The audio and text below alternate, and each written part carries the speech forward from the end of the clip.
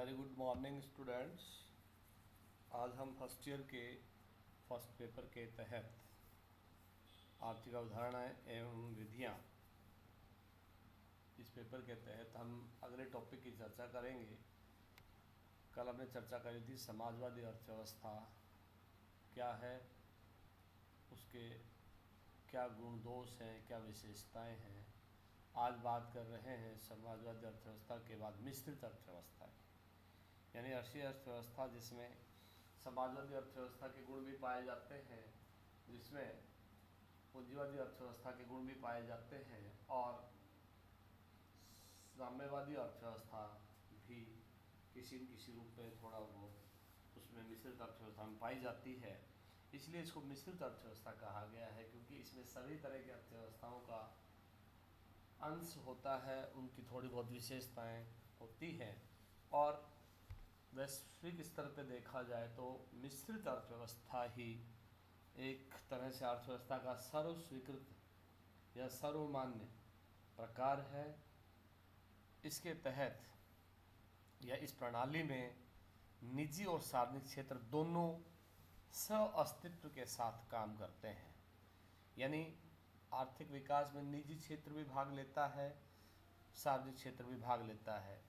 सार्वजनिक क्षेत्र सार्वजनिक लाभ या सामाजिक लाभ की भावना से काम करता है, जबकि निजी क्षेत्र निजी लाभ की भावना से काम करता है। लेकिन दोनों का उद्देश्य होता है देश के आर्थिक विकास में योगदान देना।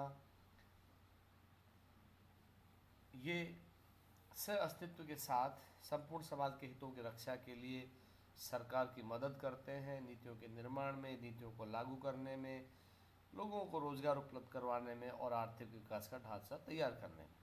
इस तरह से मिश्रित अर्थव्यवस्था का ये प्रयास होता है कि निजी और सार्वजनिक क्षेत्र दोनों संयुक्त रूप से इस प्रकार कार्य करें जिससे देश के सभी वर्गों का आर्थिक कल्याण बढ़े, लोगों का जीवन स्तर ऊंचा उठे, देश में वृद्धि हो, देश में विकास हो, देश में रोजगार के अवसरों का सृजन हो, कोई बेरोजगार ना रहे।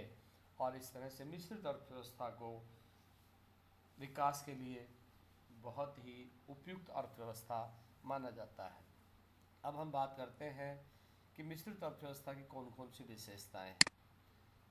चूँकि भारत में मिश्रित अर्थव्यवस्था कारगर रही है, भारत में मिश्रित अर्थव्यवस्था ही लागू की गई है, यहाँ सार्वजनिक और निजी क्षेत्र दोनों बराबर की भागीदारी सह अस्तित्व के आधार पर कार्य कर रहे हैं। और जहाँ तक इसकी विशेषताओं की बात है, इसमें पहली विशेषता ये पहली चर्चा इसी बात पर की जाती है कि यहाँ सार्वजनिक और निजी क्षेत्र दोनों को एग्जिस्ट करते हैं, सह अस्तित्व के साथ काम करते हैं। मिश्रित अर्थव्यवस्था की सबसे महत्वपूर्ण विशेषता निजी और सार्वजनिक उपक्रम दोनों का सह अस्तित्व से काम करना है।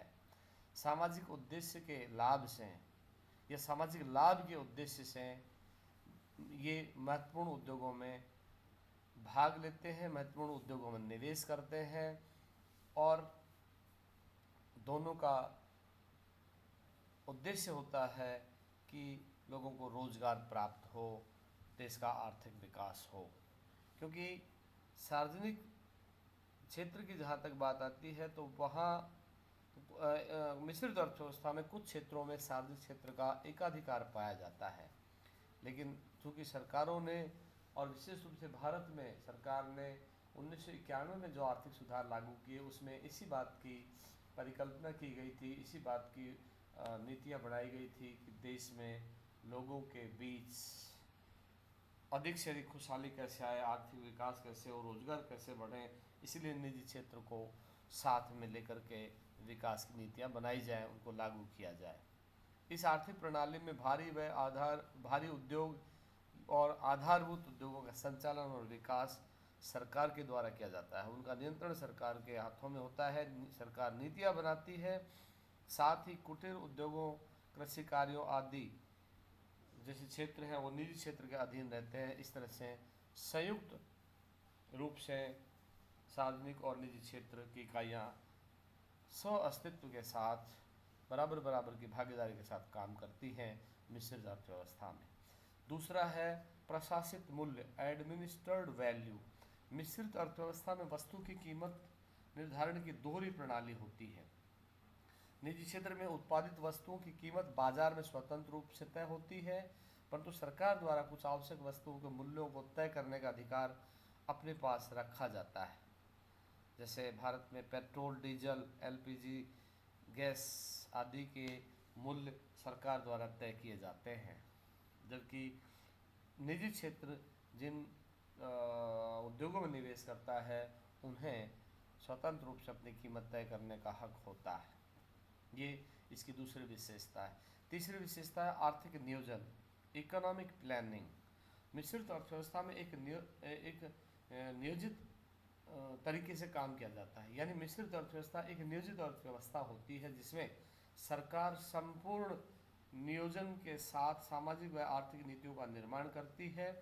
इन्हीं नीतियों के अनुरूप सामाजिक कल्याण के कार्य करती हैं, जैसे नदी घाटी परियोजनाओं का निर्माण करना, पेयजल योजनाओं का निर्माण, सिंचाई परियोजनाओं का निर्माण, पर्यटन, मछली पालन, विद्युत आदि से संबंधित बड़े बड़े प्रोजेक्ट्स पे काम करने का कार्य नियोजन के मार्फत होता है। सरकार इनकी पहले प्लानिंग करती है और उस प्लानिंग के बाद उनको एग्जीक्यूट करती है, उनको लागू करती है। इस तरह से अगली विशेषता है क्षेत्रीय असंतुलन, रीजनल बैलेंस। यानी देश के चहुमुखी आर्थिक विकास के लिए आवश्यक है कि सभी क्षेत्रों का बराबर बराबर विकास हो। यानी देश में बहुत से ऐसे क्षेत्र हैं जो हिली रीजन से, पहाड़ी क्षेत्र हैं, या कुछ क्षेत्र रेगिस्तानी क्षेत्र हैं, या कुछ ऐसे हैं जो आदिवासी क्षेत्र हैं। तो ऐसे क्षेत्रों को ध्यान में रखते हुए सरकार इस मिश्रित अर्थव्यवस्था में नीतियाँ बनाती है कि देश के सभी क्षेत्रों का संतुलित विकास हो, लोगों को पलायन ना करना पड़े, उनको स्थानीय स्तर पर रोजगार दिया जाए और इस तरह से सभी क्षेत्रों का संपूर्ण विकास होने से देश में आर्थिक स्थायित्व, आर्थिक समता और राजनीतिक स्थायित्व भी आता है। इसलिए सरकार शिक्षा, चिकित्सा, सड़क परिवहन, पेयजल आदि की सुविधाओं का विस्तार करते वक्त क्षेत्रीय संतुलन को ध्यान में रखती है और इसको निजी क्षेत्र को भी सार्वजनिक क्षेत्र के साथ भागीदारी करने का मौका देती है। इसी तरह से यहाँ व्यक्तिगत स्वतंत्रता एक इसकी अगली विशेषता है कि यहाँ पे यानी मिश्रित अर्थव्यवस्था में निजी क्षेत्र में उत्पादन करने, विनिमय करने, वितरण करने की व्यक्तिगत स्वतंत्रता होती है, लेकिन ये स्वतंत्रता सामाजिक हित व कल्याण में वृद्धि करने की दिशा पर प्रतिकूल प्रभाव नहीं डालती, ताकि सरकार इस स्वतंत्रता पर अपना आंशिक नियंत्रण रख सके। यानी यहाँ यानी मिश्रित अर्थव्यवस्था में जो व्यक्तिगत जहाँ तक स्वतंत्रता की बात है वह सामाजिक कल्याण या आर्थिक कल्याण या अधिकतम समाज के लोगों के कल्याण पर विपरीत प्रभाव न डाले, इसके लिए सरकार नियंत्रण अपने हाथ में रखती है। नीतियों का निर्माण करना, उनका मॉनिटरिंग करना, उनका नियंत्रण करना, जैसे सार्वजनिक स्थलों पर धूम्रपान नहीं करने देना, मद्यपान का निषेध करना, बाल विवाह, मृत्यु भोज या और इस तरह की जो कुप्रथाएं समाज में प्रचलित हैं उन पर सरकार रोक लगाती है। कि निजी स्वतंत्रता के अलावा सरकार का एक डेरोगेटरी या एकाधिकार होता है कि वह सामाजिक और आर्थिक विकास को सुनिश्चित करने के लिए ऐसी नीतियों का निर्माण करे, नियंत्रण रखे, ताकि सामाजिक और आर्थिक विकास समुचित रूप से हो सके। इस तरह से ये कुछ विशेषताएं हैं जो मिश्रित अर्थव्यवस्था को परिभाषित करती है। यहाँ अब हम बात करेंगे कि मिश्रित अर्थव्यवस्था के कौन कौन से गुण हैं। मिश्रित अर्थव्यवस्था में जो एडवांटेजेस हैं, जो लाभ हैं इसके, वो कौन कौन से हैं, जिसमें पहला पूंजीवाद और समाजवाद दोनों के गुणों का समावेश है। यानी इस अर्थव्यवस्था में पूंजीवाद और समाजवाद दोनों तरह की अर्थव्यवस्थाओं की विशेषताएं पाई जाती हैं। कुछ विशेषताएं पूंजीवाद की अच्छी हैं तो कुछ विशेषताएं हैं वो समाजवाद की अच्छी हैं।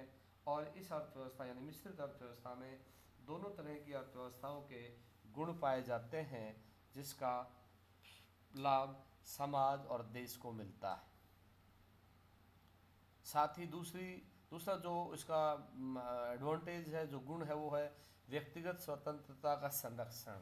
यानी मिश्रित अर्थव्यवस्था में व्यक्तिगत स्वतंत्रता भी इंटैक्ट रहती है, बनी रहती है, लेकिन सरकार कुछ नियंत्रण, आंशिक नियंत्रण अपने हाथों में रखती है ताकि उनका दुरुपयोग ना हो। यानी व्यक्तिगत स्वतंत्रता किसी दूसरे के लिए हानिकारक न हो, इसलिए सरकार सामाजिक और आर्थिक विकास को सुनिश्चित करने के लिए व्यक्तिगत स्वतंत्रता का संरक्षण भी करती है, लेकिन उसको नियंत्रित भी रखती है।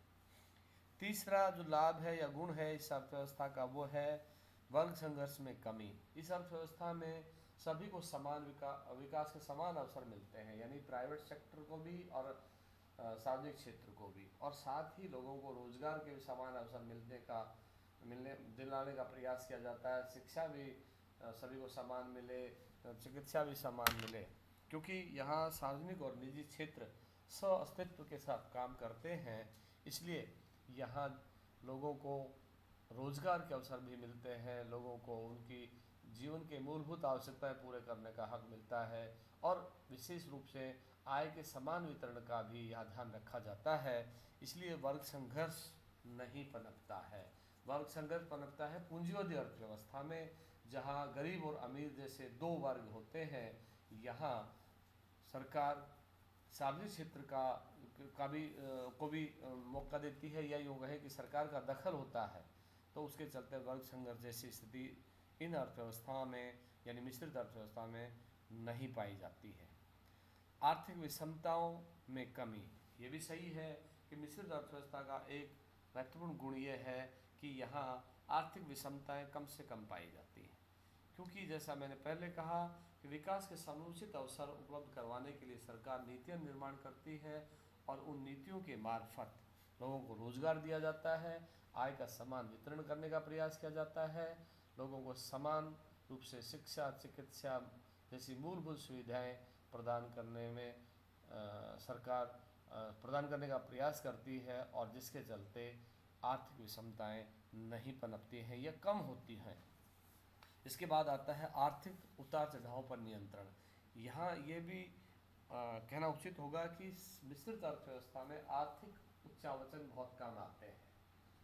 जब तक कि कोई विपरीत परिस्थिति नहीं हो, तब तक यहाँ पर बहुत अधिक आर्थिक उतार चढ़ाव नहीं आते हैं। आर्थिक उतार चढ़ावों पर नियंत्रण होता है, क्योंकि सरकार की नीतियाँ इस तरह की बनी होती हैं जिसमें सार्वजनिक और निजी क्षेत्र दोनों बराबर की भागीदारी के साथ काम करते हैं।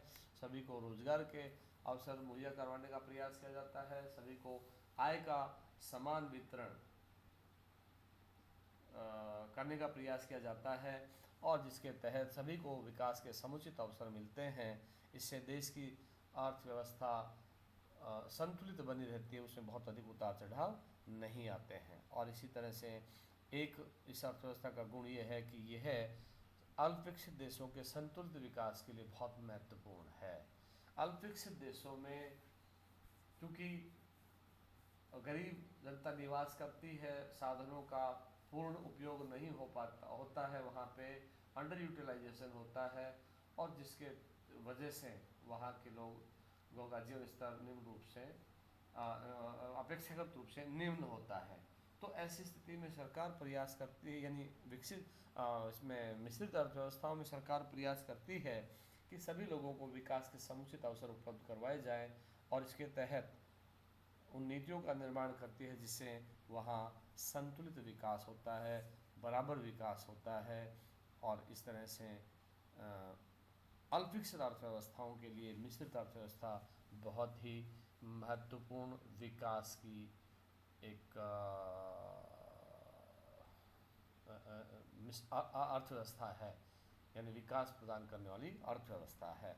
इसके बाद हम बात करते हैं कुछ डिसएडवांटेजेस हैं, कुछ दोष हैं मिश्रित अर्थव्यवस्था के, जिसमें संचालन में कठिन होती है ये अर्थव्यवस्था, क्योंकि यहाँ पर सार्वजनिक और निजी क्षेत्र दोनों का आपसी समन्वय कैसा बने, सामंजस्य कैसा बना रहे, यह बहुत मुश्किल होता है।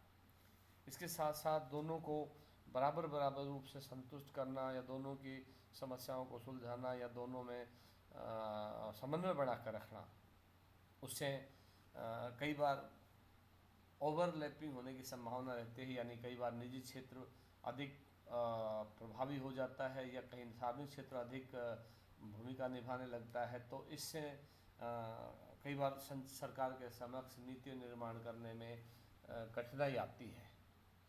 यहाँ एक दोष ये है कि यहाँ अस्थायी लाभ, इस अर्थव्यवस्था का जिस तरह का नेचर है, जिस तरह की प्रकृति है, उसको देख करके भी लगता है कि कई बार ये अर्थव्यवस्थाएं संतुलित विकास के समुचित अवसर उपलब्ध नहीं करवा पाती हैं। कई बार आर्थिक अस्थिरता के चलते या राजनीतिक अस्थिरताओं के चलते इस तरह के स्थितियां आ जाती हैं, जिससे आर्थिक विकास की गति भी धीमी पड़ जाती है और इस तरह से सार्वजनिक और निजी क्षेत्र की पारस्परिक समन्वय के अभाव में विकास सही दिशा में नहीं हो पाता है। तो कहने का तात्पर्य ये है कि ये मिश्रित अर्थव्यवस्था गुण और दोषों के आधार पर विश्लेषण के बाद कहा जा सकता है कि अल्पशिक्षित अर्थव्यवस्थाओं के लिए ये एक तरह से बहुत ही कारगर अर्थव्यवस्था का प्रकार है।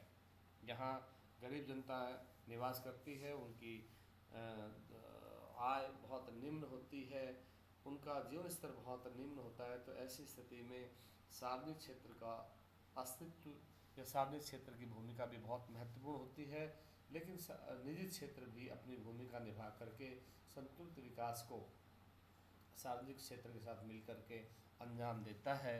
और इस तरह से मिश्रित अर्थव्यवस्थाएं विकासशील अर्थव्यवस्थाओं के लिए, विशेष रूप से उन देशों के लिए जिनके लोगों की आय कम है, जिनका जीवन स्तर निम्न है, उन देशों के लिए कहीं अधिक बेहतर आर्थिक प्रणाली है मिश्रित अर्थव्यवस्था। आज के लिए इतना ही। बहुत बहुत धन्यवाद।